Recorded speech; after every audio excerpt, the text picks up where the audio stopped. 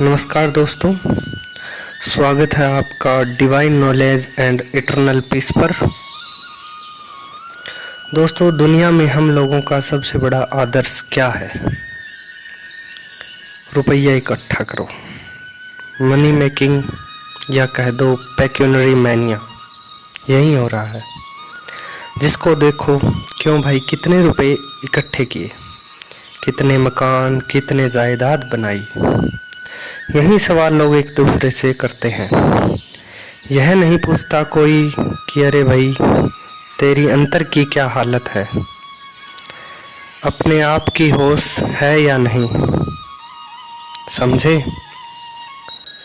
एक समय था जब मैं पाकिस्तान में था।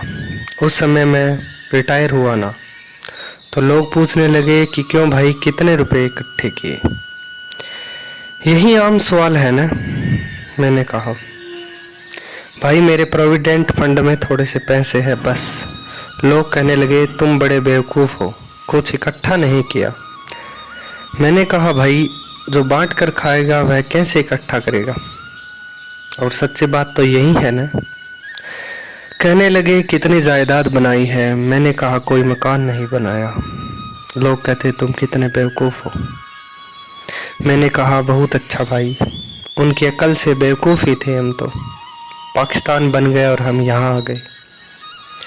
उन्होंने यहाँ तक किया कि पेंशन भी कम्यूट करा ली, उनकी भी ज़मीनें खरीद ली, मकान बनाने लग गए। पाकिस्तान बना, यहाँ आए, कहने लगे भाई तुम बड़े सयाने थे,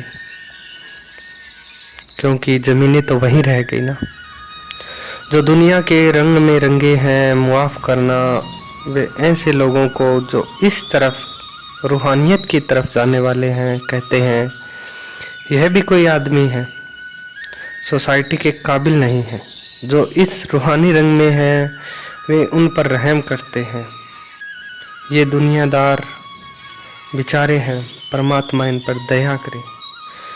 तो कहते हैं यह धन और संपत्ति जितनी भी है तेरे काम ना आवे, छोड़ चलो यह छिन में। यह कुछ काम नहीं आएगा, क्षण में छोड़ चलो। जब जिस्म से जीवात्मा निकलती है, यहाँ का क्या रहता है, कुछ साथ न जाता। जब लाचार होता है तो पहले ही कुंजियाँ निकाल लेते हैं, पहले ही झगड़े पड़ जाते हैं। हम क्या करें? देखा है आपने तो ये सब कि घर के मुखिया जब बीमार होते हैं, मौत के दीवार पे होते हैं, तो घर के अन्य लोग क्या करते हैं।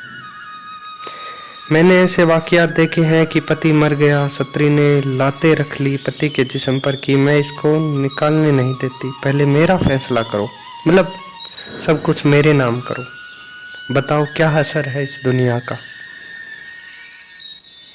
तो कहते हैं धन संपत्ति, अरे भाई तेरे काम आने वाली नहीं, क्योंकि तू आत्मा है न कि जिस्म।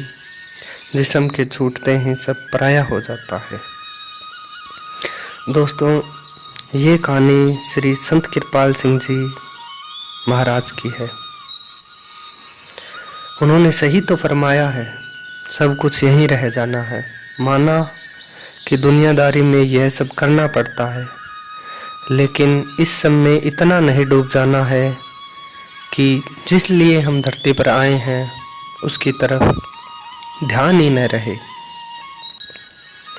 हमेशा परमपिता परमात्मा हमारे जहन में रहना चाहिए।